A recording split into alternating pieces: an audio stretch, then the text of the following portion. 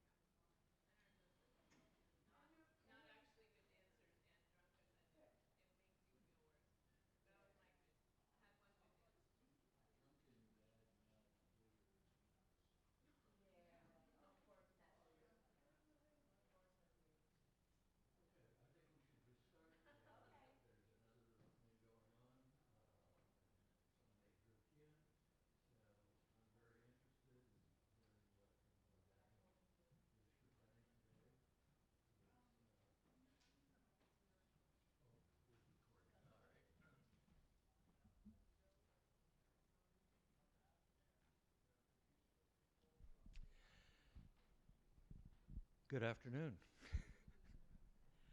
This is a great opportunity to have Camilla Daniel here at PNCA, and she's going to be talking about her Fulbright project and a little bit about her life. Um, and possibly, if we're really lucky, she'll talk about her dancing ambitions. So, Camilla? Oh, I should just take it. Hi, hello everyone. I am. Can I take it out? I feel so distant. Can I take it out? Great. So I am Camila Daniel. I teach at Universidade Federal Rural do Rio de Janeiro. And I'm here this time in the US as a Fulbright scholar. And I was about to speak Spanish. I'm sorry, wrong language. It happens sometimes. And my project here is about interracial solidarity and arts, the possibilities and the challenges of it. And I am studying two collectives, one from Baltimore and one from the Bronx. And this afternoon, I'm going to talk about the collective from Baltimore that is called Neighborhood Voices. The collective from New York, they are from the Bronx, and they are called the Peace Poets. They work with hip hop and spoken word, and they are five guys who grew up together in the Bronx, and they still live, the five of them, they still live in the Bronx. But for this afternoon, since I know I talk too much and I get excited, I decided to focus on the collective from Baltimore, and I'm going to let you guys know why. So the objective of my talk today is to reflect on the reproduction of racism in the post-racial times. The idea that, especially after the election of Barack Obama, racism would not exist anymore in the U.S. And just after the two Obama's administrations, um, Trump was elected president, and it's a real proof that racism is still a reality in the U.S. and not only in the U.S. but in the U.S. as well. So even though there aren't laws and official codes that support and defend racism is still a reality in the U.S. Also analyze the forms of people of color experience race in the US. And the conception itself of people of color is very complicated, but basically by now I am meaning people of color, I am meaning people who are not white, but specifically here I am working with people who identify as Latinx and people who identify as black from different nationalities, not only African Americans, but also black from other countries.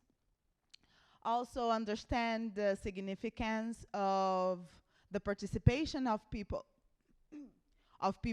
of color in art collectives to deal with racism, and examine the possibilities of interracial solidarity and art activism.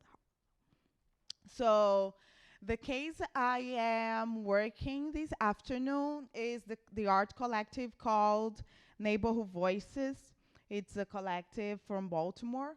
And why I decided to work with Neighborhood Voices. So I have a story, and the story is really important for the collective, so I'll tell a little bit of my story. And also, stories are really important for anthropologists. We love stories, and stories in the first person. So my story in first person started in 2016. I got a grant from Brazil to do a research in the US, and my project was to analyze how Peruvians built their racial identities in different national contexts. And my propose was to compare Peruvian immigrants in Brazil that I had been working with the Peruvian immigrant community in Rio since 2011. And I would compare Peruvian immigrants in Brazil to Peruvian immigrants in the U.S.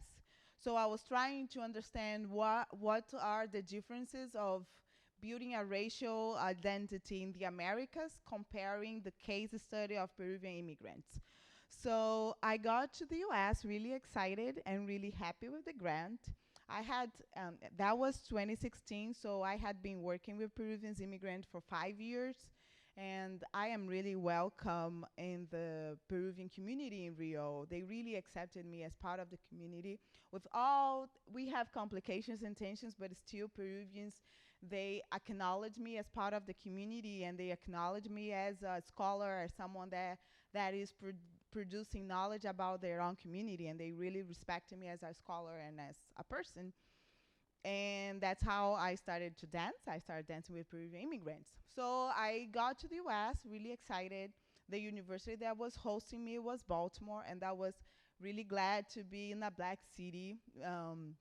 63% of population in Baltimore is black, so I was really glad to be there.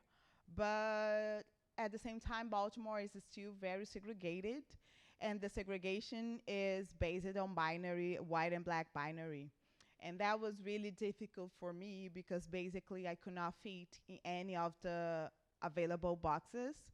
And also, I had to work with Peruvian immigrants, and Peruvian immigrants, they are, most of them related to the Latinx community. And in Baltimore, the Latinx community is really small, and there is a really intense tension between Latinx and African Americans.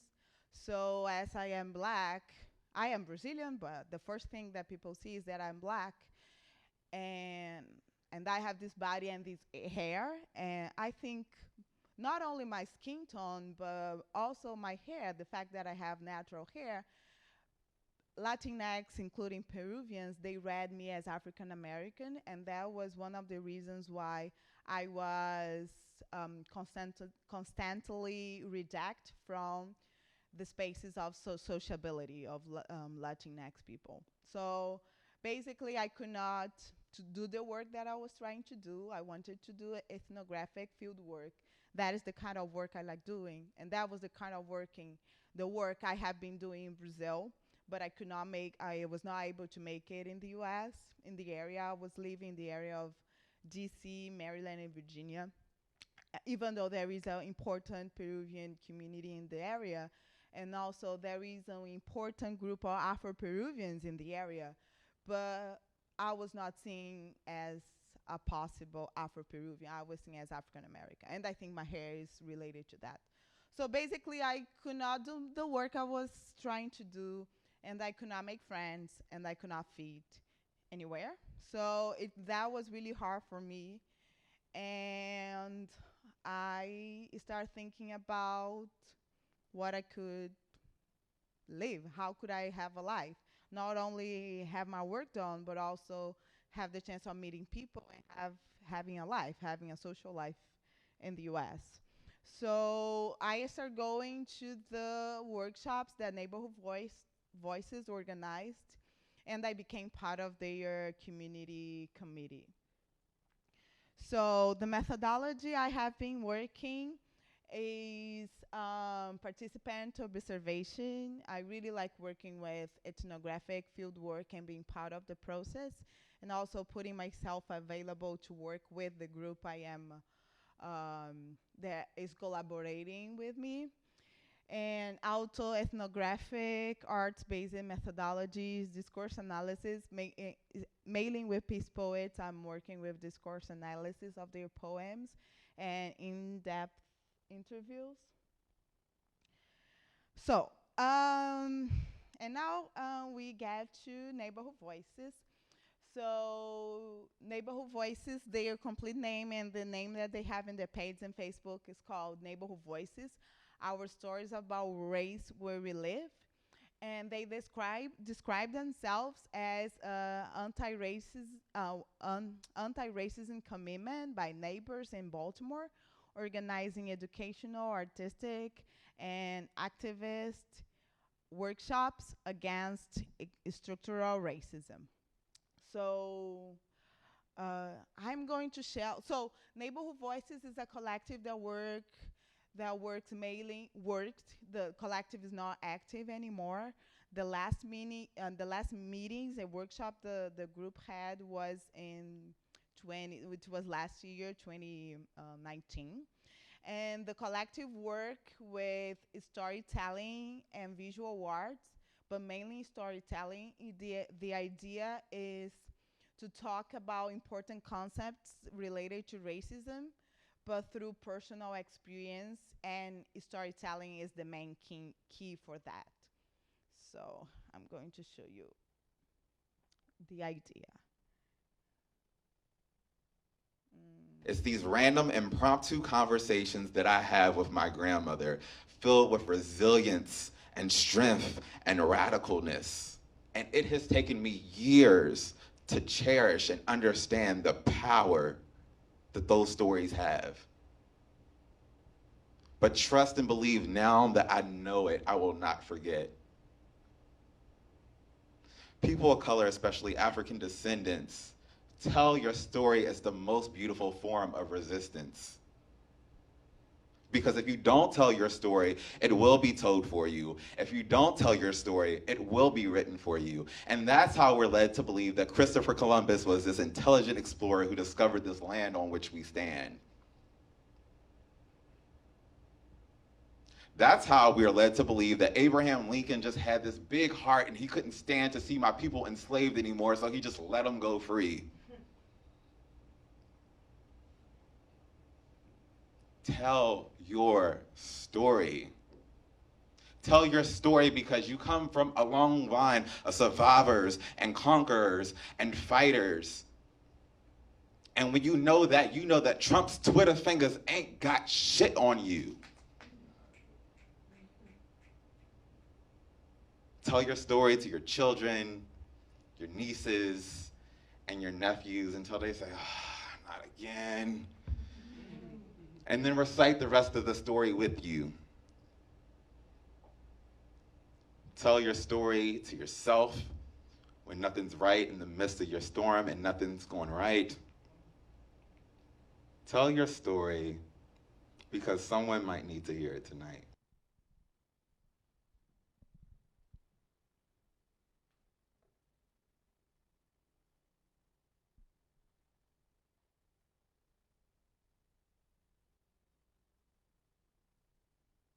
So this is Anthony J. He was one of the participants of the community committee of Neighborhood Voices.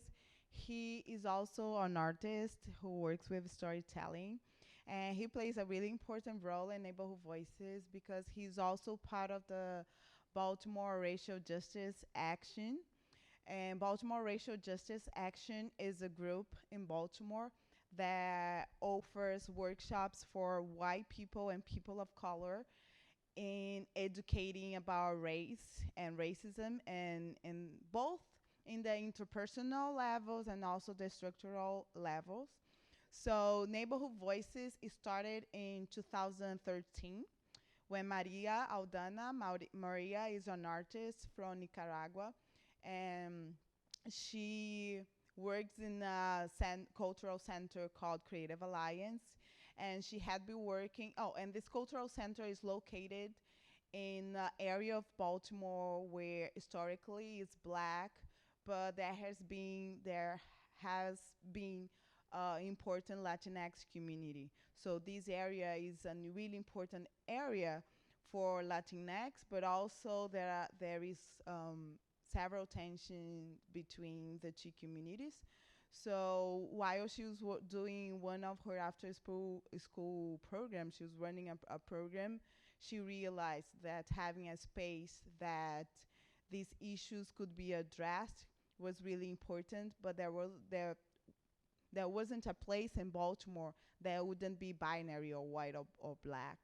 and for several mailing Latinx, but also um, people, white presenting people who are not American, or black presenting people who are not American, those people would feel really uncomfortable. So Neighborhood Voices was um, planned to be this space where anybody of any racial identity could feel comfortable to think about race, but think not in a theoretical way, but in the personal experiences. So that's why storytelling is really important. And we were always stimulated to talk about race in first person. We are always stimulated to talk about our experience and deal with the uncomfortable feelings that talking about our own experience bring. So this picture is from the 2017 annual performance. We always had a show in the end of the year, and some of the community members would have the chance to present. So it was a kind of open mic style that we had the chance to perform any number we liked that was related to our participation in the workshops, and that would have to be related to our personal experiences of race. Um, so Neighborhood Voices was a community committee. So everybody who was part of the committee, we were volunteers, and most of us, we lived in the area. And from the community, some of us, we were school teachers, university staff and faculty, local artists, and most of them artists of color who also face this difficulty of finding an artistic place for themselves in a city that is still black and white. Activists and community organizers, and some of them they were Latino community organizers that face difficulties of talking about race, and talk about race not only in the binary but also inside the Latinx community. And people who felt they were struggling in dealing with the racial boxes. People like me, basically. So most of people who were the committee, they faced some difficulties related to the hegemonic and racial boxes.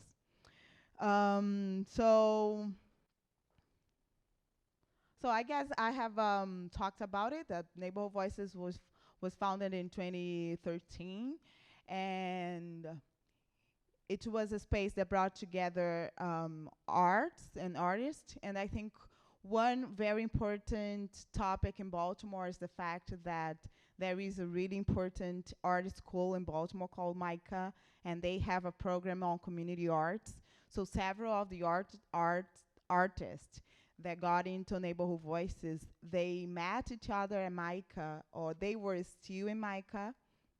So it was a place of gathering artists, and gathering artists with normal local people, or people like me who are not really closely related to art, and engage in the community, and especially the community around this cultural center that was the community struggling with the racial tensions.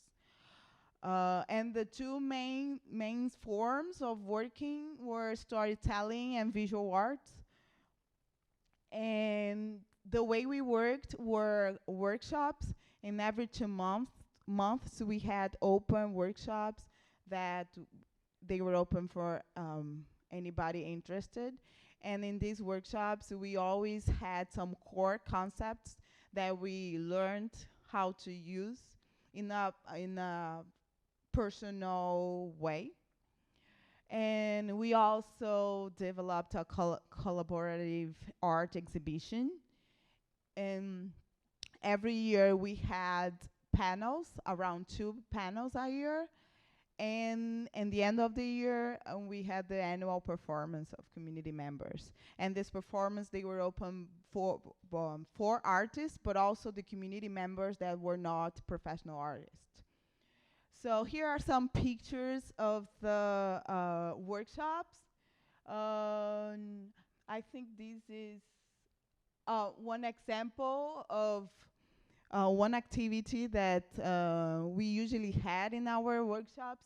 Here are some concepts and their definitions, and we would scramble them, and in groups, the participants would have to find the concepts and its meaning, and then in a story, a community member would tell a story, and we would be stimulated to recognize which concept we find in the story.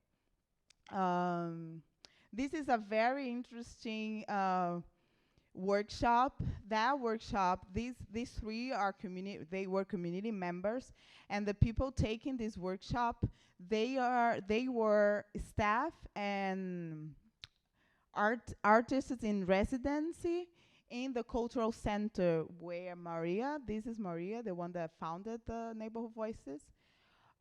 This is the theater of the cultural center. And that was really an interesting workshop because we were working and building our collaborative art exhibition. But the other staff and artists in the cultural center, they were mostly white. They were not really interested in what was happening. And Maria invited them to participate on the workshops that they never had participated before. So, and at that time, it was like 5 years she was hosting, and the cultural center was hosting the workshops. That was the first time that the staff and artists in residency participated. And one very important moment for the collective was the art exhibition that was called Race Recounted, Our Voices. That art exhibition was based on, you can see up here, this is, the picture is not very good, but I'm not finding the light.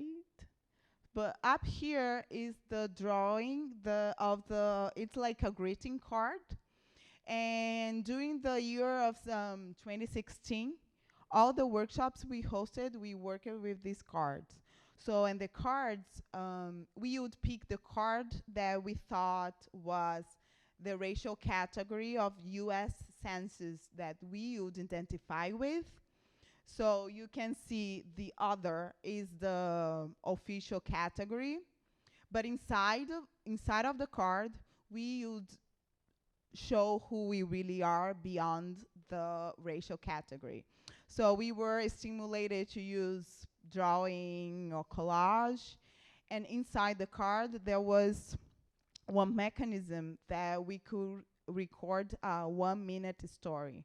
So every card beyond the drawing, there was also a story of this person that was related to her or his relation to the racial category.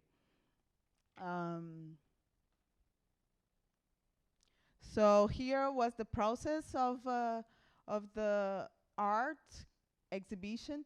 This is Juan Ortiz. He's the artist that curated the exhibition. And this is Maria Odana. This is Edwin's card. He was a really active community member. And one thing that was really interesting, that all of us who are presenting in a way, but we are not American. Most Americans, most of them, we describe ourselves as other. So at that time, I have really difficult time and really hard feelings, so I didn't felt comfortable in picking any other category but other. That was how I felt at that time. I'm sure right now I would pick Black African American, but at that time I just felt other. So I selected other. Edwin as well. Edwin is Puerto Rican, and several other Latino friends, they also pick other, and even though we are very different from each other. So this is the opening of the exhibition. So everybody who visited the exhibition, they had the chance to that they themselves make their cards. So in the exhibition, there was space with art materials that people could draw, and there was a booth where people could record the stories. And this is a couple listening to story of other cards, and also the other cards they were available for people to listen to. So it was an interactive art exhibition. And I was personally really proud to take my friends to the exhibition and stimulate them to make their own cards, because I felt that exhibition was also mine, because I was helping facilitating several of the workshops, and I saw several of the cards being made, and also I myself made a card. This is definitely my favorite picture. I really love this girl listening to the card, and I really like the fact that um, it was accessible for anybody in the neighborhood. I really love this picture. So these are some of the people who are in the other category, and this is me. I am also other. And for me it was really hard to record my story. I really didn't know what to say, even though I had a lot to say. I was really unable to speak at that time. What we can learn about and from neighborhood voices. Um, why neighborhood voices was so important? I think first of all, talking about my own experience, neighborhood voices was really important to me because I found a space where I could learn about the hard feelings I was having at that time. So in neighborhood voices, I learned there was a vocabulary to talk about the experiences I was having. So several times I faced discriminations that was really subtle, but at the same time really painful, like a way that someone looks at me. So I was not able to understand why that look made me feel so uncomfortable. And I didn't have the emotional and the political tools to interpret that look and the feeling that the look produced in me. So I really feel neighborhood voices and listening to other people's stories. I was able to connect to some of the stories and learn that what was happening to me was not something that was happening just to me. That was also happening to other people. And some of that people, they were African Americans too. Some of the people that I could relate with, they were from other countries of Latin America. And I remember one story that really moved me was the story of an Indian guy, an Indian girl, a girl from India, and that she had a really conflicted relationship with her mom. And I really related to that because I have a really conflicted relationship with my mom too. And one of the reasons why it's so difficult to talk about my own story is because I don't know any story about my own family. My family never shares stories about my own history. That the history of my family is also my history. So I don't think in any other place but neighborhood voices I would be able to meet an Indian girl and then she talks about her mom. So this space of meeting was really important. And and just like me, several of other community members, I have been interviewing them right now, and several of them, they have been sharing experience similar to these, that through other people's stories, they were able to think about their own stories and feel and emotionally connect to other people, even though they belong to different racial or identity. So neighborhood voices was really important to build a community life in Baltimore. And also for me, it was in neighborhood voices that I started making friends. And Baltimore really became home to me. I really go back to Baltimore twice a year, and I really have a close relationship to the city. I really feel part of me belong to Baltimore, and I learn a lot from Baltimore. And all of that started in neighborhood voices. And also connect with people who has different racial identities. And I am remembering one community member who is from Colombia. She's from Colombia, but she moved to the US when she was 6. And in her family, everybody was forced to speak only English. Right now, she's around 50, and she really struggles because she says she grew up believing she was white, but she never was treated as white. But at the same time, she doesn't feel comfortable in the Latinx community because she was taught to be white, and she can't speak Spanish. So she feels really uncomfortable and awkward in Latinx spaces that people speak Spanish, and she feels judged. So, and she said that on one of the sessions, she realizes that several of the critics she had towards her mom, she was reproducing that in her personal life, and she realized that talking to one of the other community members. So that was really important, and she describes it as a really transformative experience for her. And also, Neighborhood Voices was a space to learn a vocabulary to talk about race and racism in a way that we can actually share experiences. So I myself realized that several times that I wanted to talk about race to other people.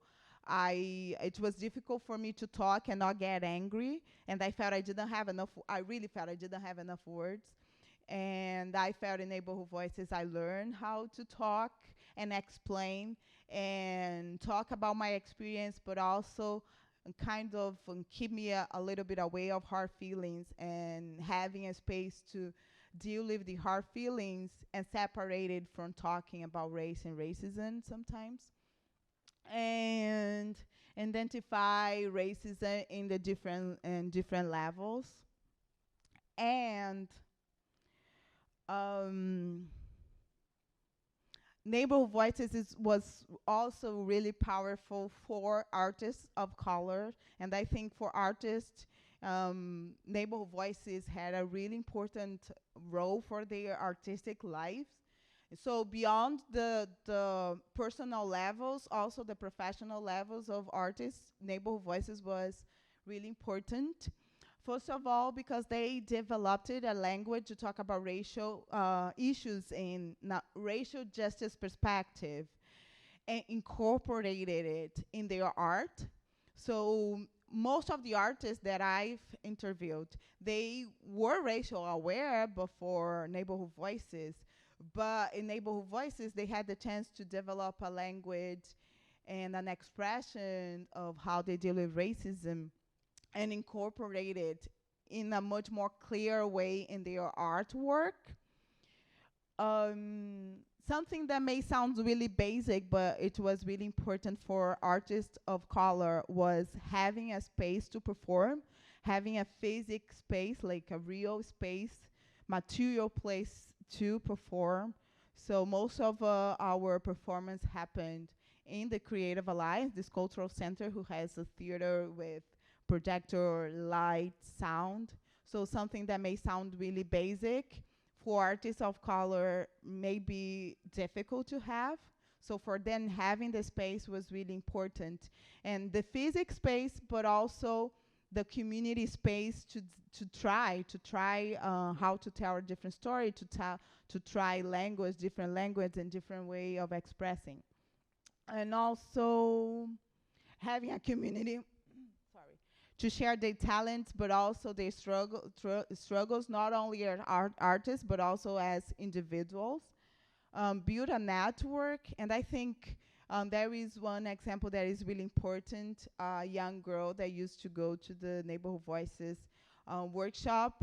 She was applying for university, and she wanted to get into our art program. And she asked a letter of recommendation to the founders of Neighborhood Voices.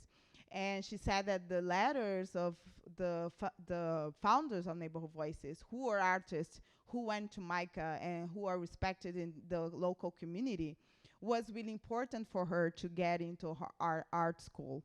And her mentor is also one older Neighborhood Voices community member. And also make art as a collective, collaborative process. So some of the storytellers, they said that in neighborhood voices, they had the chance of trying, telling a story and improving the way of telling stories, but in a space that was not competitive, in a space that were much more based on collaboration but not competition, and find emotional support to drive into their own experience of race and bring it to art. So this both personal and artistic development in neighborhood voices was really important to them to build the arts in a more intentional way, having racial justice as more a clear goal than they used to do before.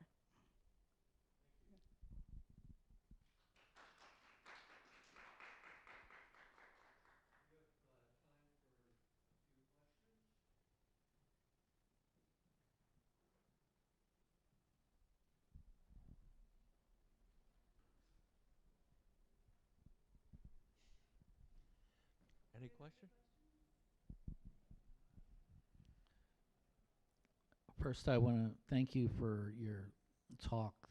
It's beautiful, and I wanted to say, actually, if it's okay, I'd like to just make a comment about race that something I observed uh, and about uh, the war on drugs and how much our country changed with this last administration. One of the things that people don't talk about is that people that are put into prison, they're immediately segregated once they're incarcerated, whites, blacks, and Hispanics. And the convict code and the culture that happens inside of prison goes right back out into the neighborhood. So I think that's really important. One of the things that divides continues to build this racism that, as you mentioned, we were really surprised to see how many racists came out of the woodwork with this new administration. And I think it's wonderful that this organization is acknowledging and bringing people together through art activism, because that's I think one of our only ways, besides voting, that's one of our only ways to bring people together. So, yeah, thank you. Yeah, thank. I agree, and I agree.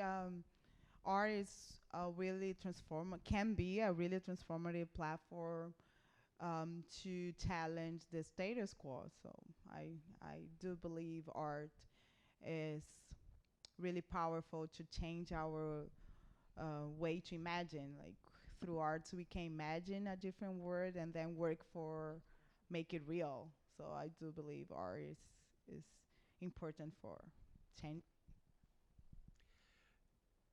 I have just one question. You said this collaborative has now dissolved. Is that correct? Is there anything that's taking its place? Or has this spread to other parts of the United States or other cities that you know of? Yeah, I can't tell about the U.S. like in general, but in Baltimore, the organization that Anthony is part, Baltimore Racial Justice Action, is um, is the I think is the main reference today as an organization that offers a safe space to learn about race and for everybody, for white and people of color, to talk about race, to learn about race, to educate themselves on race. And also, if any of you are interested, they have a page, and their page they have suggestions of readings and activities. So they are, but like Neighborhood Voices was really centered in arts, and something exactly like that. No, we don't have it. We have we. Sometimes I forget I don't belong to Baltimore or to Peru, and I say we, but. But there are several arts collectives in Baltimore. Baltimore has a really vivid and intense art life and lots of art activism, but something like Neighborhood Voices that give us not artists a chance to perform as well, and people who have whatever racial identity. No, I don't know something exactly like that. But there are other experiences. But exactly like that, no, I don't know. I'm not aware of. No, thank you. Would any of this information, now that when you go back to Rio, um, is there something like that that might be formed, or what happens with this new information? Well, my idea is to write about. I think there are several important things that take place, and not existing anymore is also something real for several collectives. It's really difficult to bring so many different people together with different ideas, different opinions, and differences between us. So it's hard to keep our art collective for a long time. It's a talent, but still, I think some experiences need to be spread and known. So what I personally can do, and I believe is what I can do as a scholar, is to do this research and write about it and let other people know that neighborhood voices existed. So I'm letting you guys know, and maybe the experience of neighborhood voices is going to be an inspiration for other kinds of art collectives. And several of the people who part of the committee, they incorporated the tools that they learn in neighborhood voices in their everyday life. So even though the collective is not active anymore, what we learned, nobody can take it from us. So from my personal experience, I came back to Brazil. I went back to Brazil as a completely different person. So I am much more able to see racism happening in everyday life.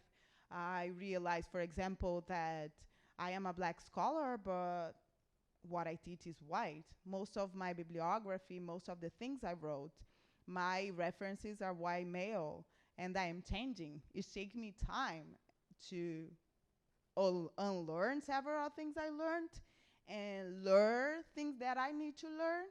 But I am doing my homework, which is a really tough homework.